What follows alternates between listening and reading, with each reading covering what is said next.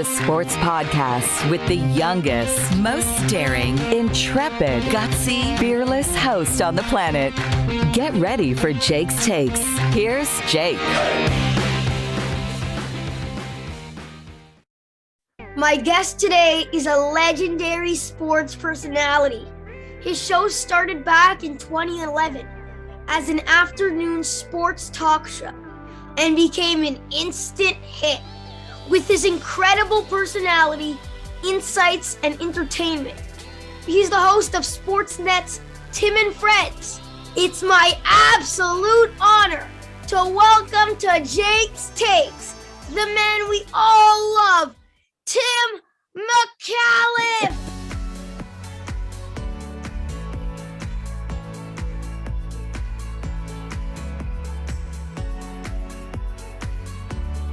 What's up, Tim? How you doing?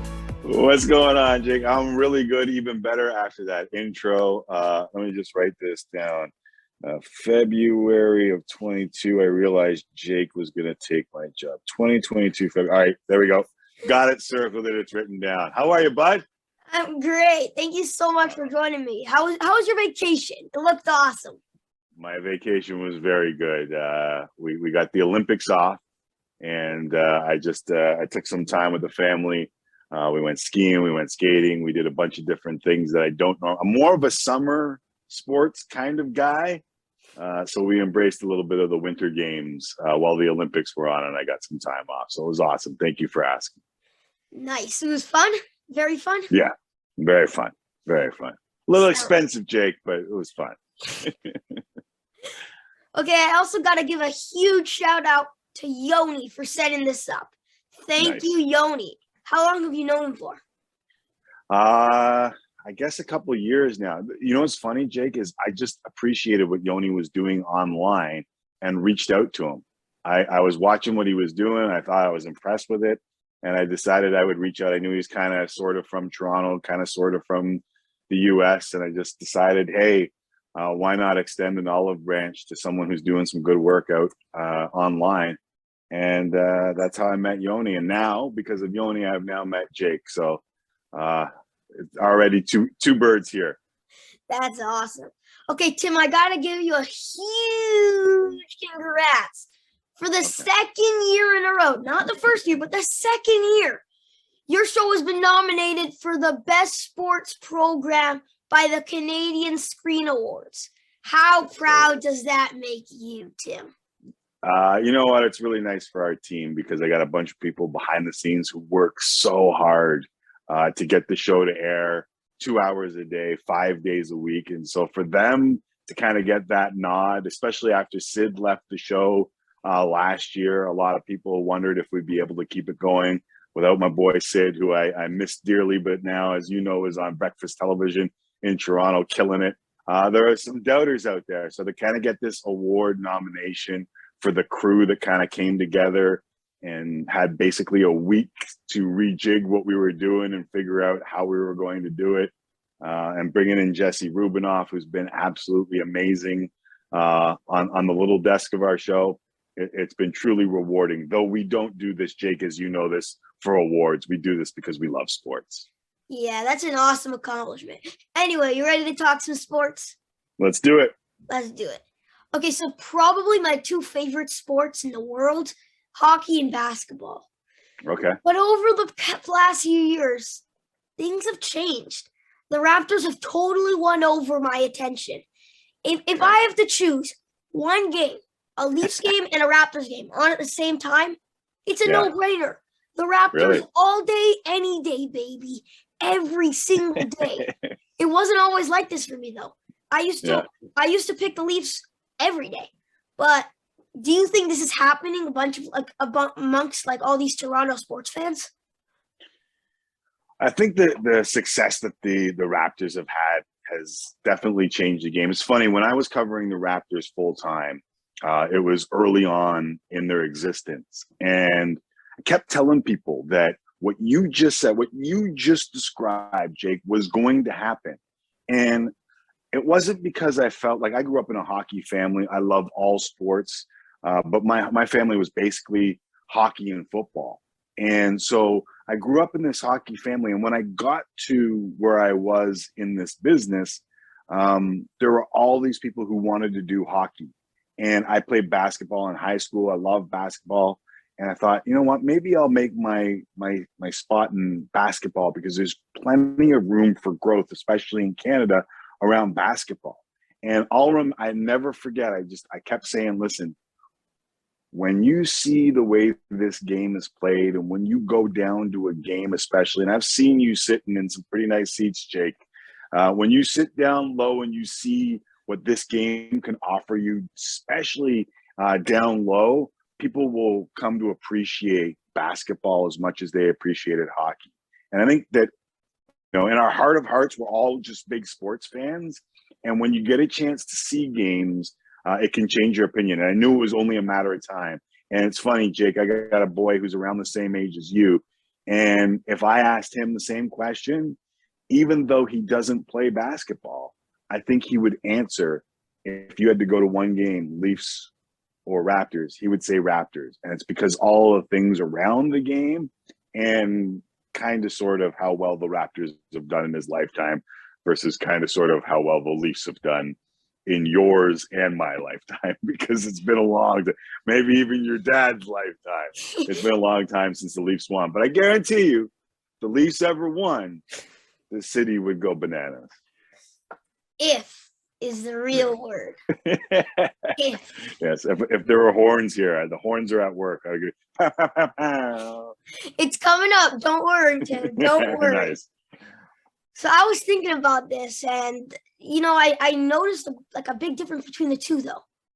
The Leafs are like high priced, flashy, major money stars, and just like, I don't find that fun to watch. The Raptors are blue collared. They're fighting for every possession. They're underdogs. They're defense first. That's what I love about them. I love how they're so tough.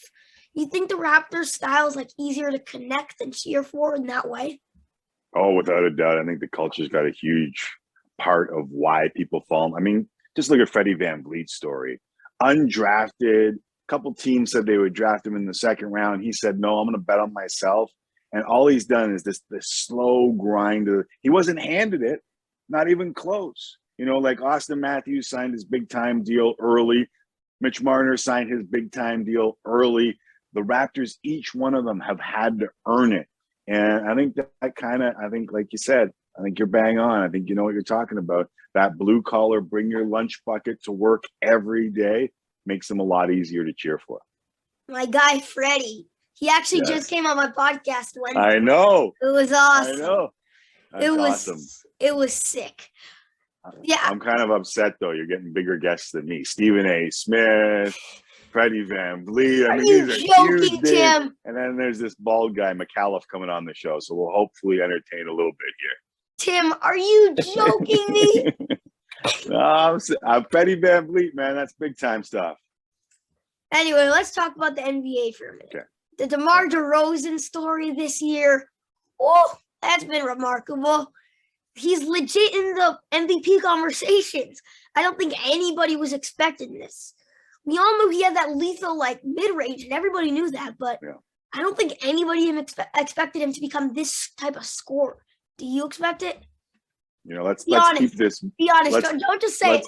Don't just say it. Let's keep this work ethic thing going, though, right? I don't think that you just watch the guy who left Toronto arrive in Chicago and expect to see what you've seen. In fact, there was a time in Toronto where I got on DeMar DeRozan and I said, listen, if you're not going to play a high-level defense, then you've got to be a more efficient player. You've got to be able to affect games more than just scoring the basketball if the Raptors are going to get to this level.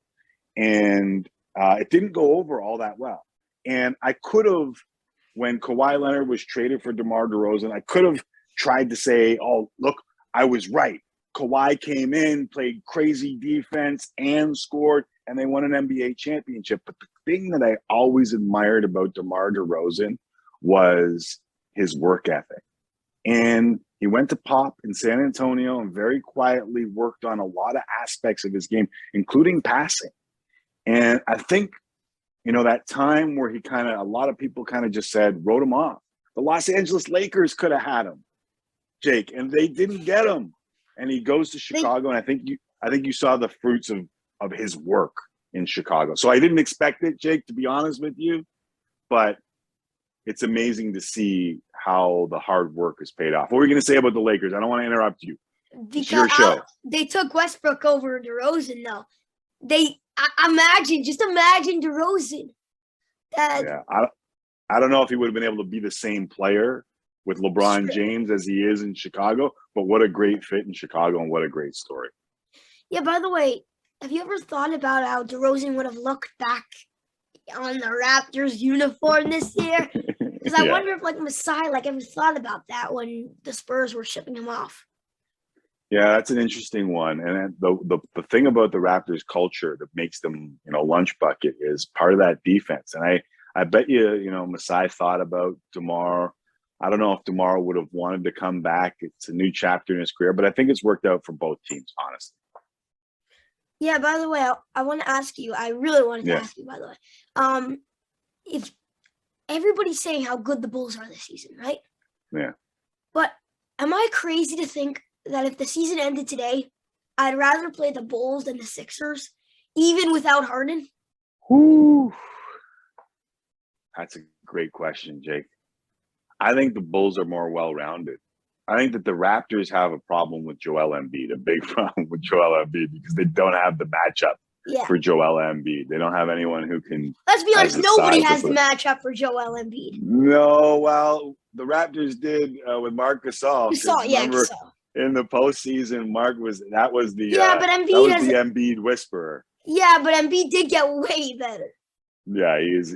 If you were talking about DeMar being that MVP, I think right now Joel might be the favorite for that MVP. So I hear what you're saying. I think the Bulls are more well-rounded. If you're the Raptors, you probably want the Bulls, but I don't know if every team would answer that way. If you got a quality big that can play some defense, I think you might have a chance against the Sixers.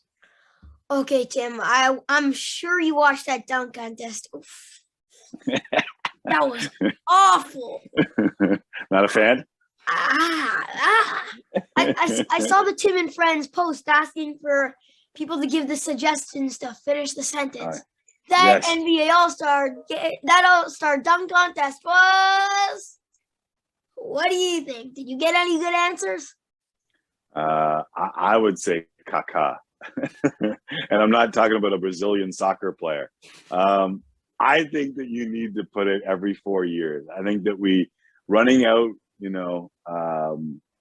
a couple good dunkers and other guys who want to be in the competition every year is kind of killing the legacy of, Vince Carter and a Zach LaVine and of, the old school Michael Jordan. It used to be so special. And now it feels like it's a disappointment more often than it's actually good. So let's do ourselves a favor and maybe cut it down a little bit. And maybe that's where we end up every 4 years. That's interesting because, I hear that because, Juan Toscano Anderson, Cole Anthony, come on. You didn't like it? Give me LeBron. Give me Ja. Yeah, and then he pulls out the Timberlands, and I'm like, just give me a break. Give me a break. Yeah. Once I knew we were in for a tough dunk competition when the Timberlands came out. That's when I knew we were done. Someone that would be great for the dunk competition, though, would be Donovan Mitchell. But Ja Morant, could have won the dunk competition in the actual All-Star game. I just wish maybe if you did it, if you spread it out, maybe those guys would be enticed to go into we've seen it. There's guys out there that are amazing. They just don't go in it anymore, like Ja or Donovan. Okay, Tim, shifting to the MLB. Yes. Baseball starting on time. We all got robbed from the best day of the year. Pitchers and catchers day. Just make a deal already. Yeah, I'm with you. Just make a deal already. In fact, our producers and I have been arguing about whether or not we're going to have someone on to discuss what the latest is in all of the talks, because I don't think anyone cares. Just tell me when it's done. Get the season started. Don't miss any time. people have gone through enough over the last couple of years. Never mind bickering over $1 million here or $1 million there. Nobody cares. Play baseball. The suspense is killing me. Yeah, just play baseball. By the way, I'm actually really excited for this Jays team. The loss of Robin Ray was obviously huge, but I mean, Gausman, do you think he can fit that hole? I don't know if he can exactly fit that hole, but I didn't think that we would get a guy from, say, Arizona and Robbie Ray who would turn out to be a Cy Young Award winner, right? Like, Jays have had this ability to turn, average or to good players into something special. Everyone knew Ray had something in there, but it had to be unleashed. And the Jays were able to unleash it. So maybe Gausman turns into one of those guys. A lot of those analytics people feel like he's got it in him. Maybe the pitching whisperer can get to work here on Gausman and unleash that. But I'm excited about the season too. I think all that star power. I mean, you're not even old enough to remember all of the lean years that Jays fans went through. All you've seen is Jose Bautista and a bat flip home run, and now Bo Bichette and Vladimir Guerrero. Man, there were some terrible years where it was worse than the dunk competition, Jake. But now this is a new Jays team. It's a new Jays team and a new Jays era, and you got guys to cheer for. Yeah, Gausman's coming on my show next week, so. Oh, nice. Another. Yeah. Okay, Tim, right now on Jake's Takes, it's game time. We're playing some rapid fire. I'll ask you a bunch of short questions, and you answer them as quick as you can. Deal? All right. Deal. Which player would you rather have, Evan Mobley or Scotty Barnes? Scotty Barnes. I love his all-around game, and I love what he brings to the table. Finish the sentence. If the Leafs win the cup, I will be dead. Nah, I think the Leafs are good. I think they'll be all right. It's been a long time coming. So, man, they won before I was even born. So I don't even know what that means anymore. Olympic gold medal or Nobel Prize? I'm not smart enough for the Nobel Prize, so I'll take the Olympic gold medal. Adam Silver or Gary Bettman? Do I have to choose one, Jake? All right, give me Silver. Flag football or tackle football? Watch or play? Play. Give me play. Tackle football. Football. Yeah. I miss hitting people. If Sid Seixeiro had his own yacht, what would he name it? There's too many offside answers that immediately... Unibrow. Dave Pasternak or Jack Eichel? Pasta.